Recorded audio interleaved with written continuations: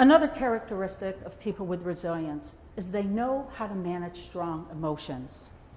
You know, much of the way we view ourselves, the way we view our world, was shaped by the messages that we received as children.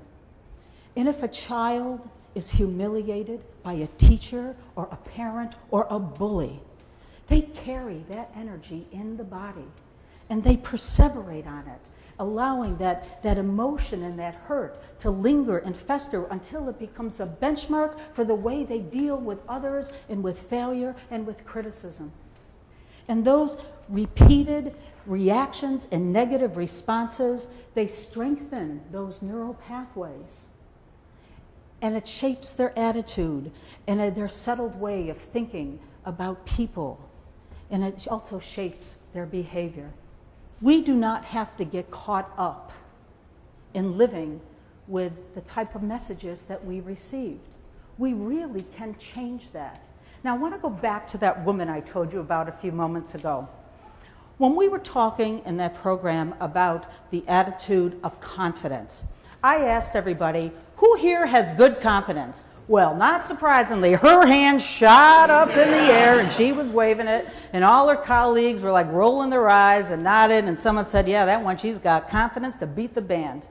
And so I called on her and I said, all right, how do you do this and why? And she looked at me with that sweet little southern accent and that glorious smile, and she said, honey, I work at it every day. Like this morning, for example, when I was getting ready, I looked at myself in the mirror and I said, dang, girl, you good looking. Woo, honey, you're a fox. And I ran and found my husband and said, you know how lucky you are to be married to this good-looking woman like me. And all her colleagues are laughing just like you are, and I'm thinking to myself, dang, girl, you're making my job easy today. So I said, may I ask why you do that?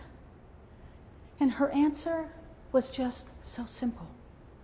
She said, because every day when I walk into work, I have to work with people who have so many challenges in front of them. And if I don't feel good about me when I walk in, how do I possibly make them feel good about them? It was a brilliant lesson and a homework assignment for many of my students.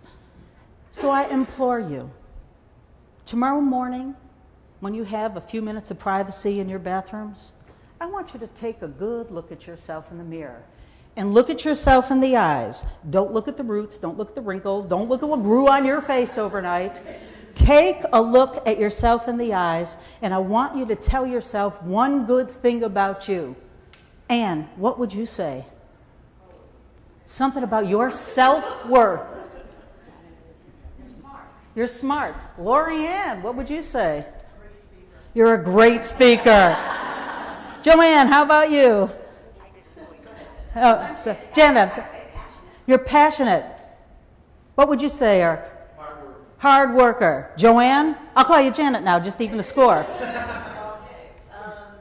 Crazy, but in a good way. Crazy, but in a good way. You know, if we did this every single day, there are times in our life where our self-confidence will be knocked down. But we will be able to pick ourselves up a heck of a lot faster by holding up our hand in front of our face like a hand mirror and say, you know what? Things may not be going all that great for me today, but I do know this to be about me to be true. I'm a great speaker. I'm a hard worker. I'm passionate what I do. I'm a good friend. I'm loyal. You go through that list of what makes up your self-worth. That's why I say self-esteem is an equation. You can't have confidence without understanding your self-worth. And you know, those of you with children at home, do this with them. Our kids go through so much. There's so many of them are so bullied. So have them tell you something every day about their self-worth. Self-confidence plus self-worth is what equals our self-esteem.